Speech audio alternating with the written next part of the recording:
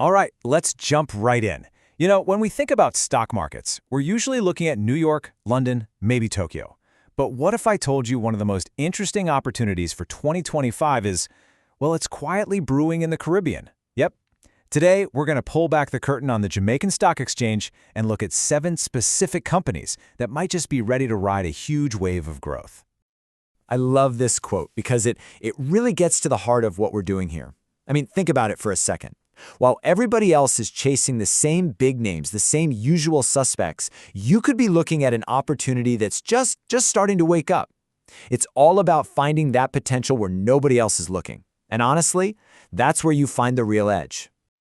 Now, I know what you're probably thinking. Hidden gem sounds a lot like small and sleepy, right? Like there's no real action. Well, take a look at this number. $177 million US. That's roughly how much was traded on the Jamaican exchange in just one day this past May. So yeah, it's under the radar for sure, but asleep? No way. There is real money moving through this market. Okay, so that leads us to the big question, the one we all have. Why Jamaica? And maybe more importantly, why now? What makes this moment so special?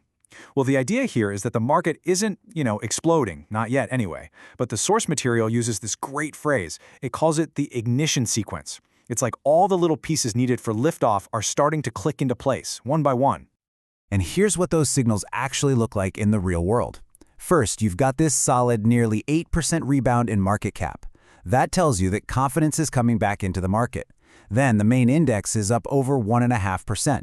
Not crazy, but steady, stable growth. And this last one, this is the big one. Interest rates are starting to tick down. Now, that's absolutely crucial because lower rates tend to get money moving, pushing people out of savings and into investments like stocks.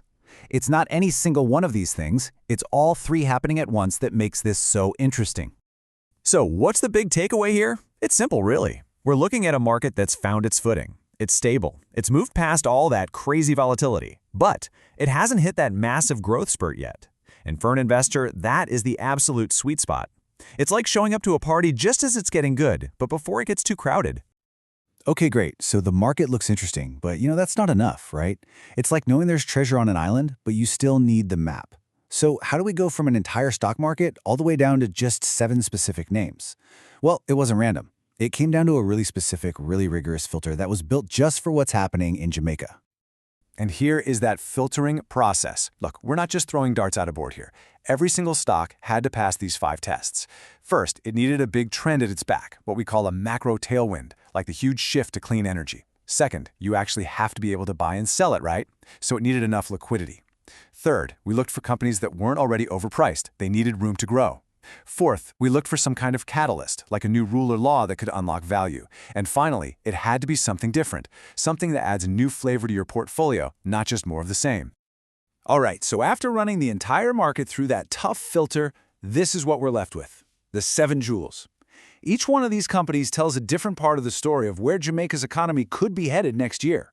We're talking everything from banking and energy to food and stuff you buy every day. So here's the whole crew, our final list. Let's just run through them real quick. You've got the financial heavyweights, Scotia Group and NCB, who are just crushing it with digital banking and a growing economy. Then you've got a pure bet on the green energy transition. That's Wigton Wind Farm. Then you have these two, Jamaica Producers and Grace Kennedy. They're so interesting because they tap into the power of money being sent home from Jamaicans living overseas, plus huge demand from that same diaspora. And to round it out, you've got Lasco, a brand that's in like every household, and the big utility company JPS, which is facing some really interesting regulatory changes. As you can see, it's a super diverse group of ideas, so let's zoom in on a couple of them. First up, let's look at what I'm calling the modern play, Wigton Wind Farm. Seriously, this is not your grandpa's old-school island economy stock. This is a direct shot, a straight-up investment in the massive global shift to renewable energy. And in a place like Jamaica, where electricity can be pretty expensive, a company like this has a very powerful story. And hey, it's not just a nice story. That story is backed up by some serious performance, 19.4%. That was Wigton's return over the last year. That's real, tangible proof that this whole green energy thing isn't just talk. It's actually creating value for investors, right now on the Jamaican Stock Exchange.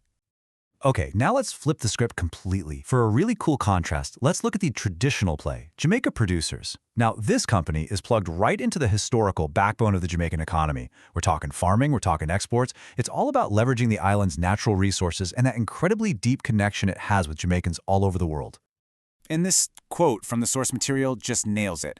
Local production, export potential, diaspora demand, this is fertile ground.